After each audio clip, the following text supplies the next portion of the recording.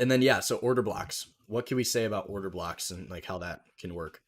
Well, since we know we get this range, where sellers, buyers, taking the offer, hitting the bid.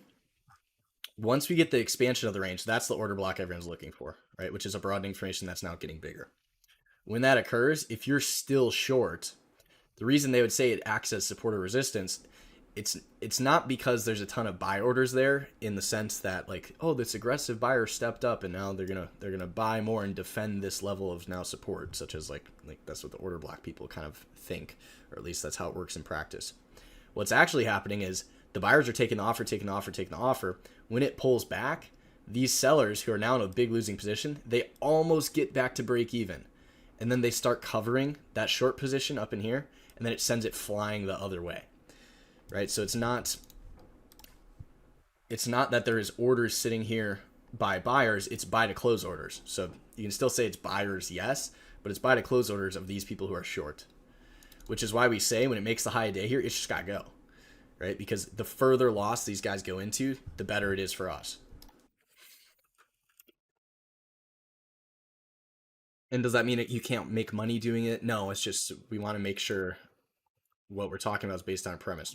The other thing is when we're looking at it, it's like this, for example, ES. Here's your order block.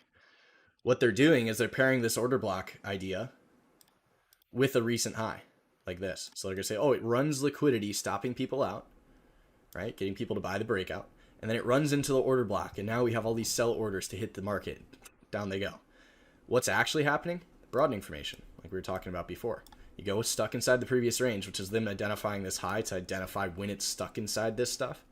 And then this order block they're identifying is just saying, look at how far away we are from taking this high out. So if it reverses here, what's actually happening? These buyers off the lows too weak to take this out because they're nowhere near doing it, which is what this whole order block thing is trying to identify. And then when it reverses, you reclaim the range, broadening formation the other way. Right? The order block is simply a way of identifying the distance you are from taking this stuff out in here. And then this liquidity is identifying the broadening formation.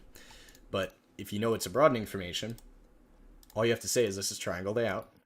Here it is, the change in continuity right at 11. The new 30 opens, 225er, back through a previous range, reclaiming this.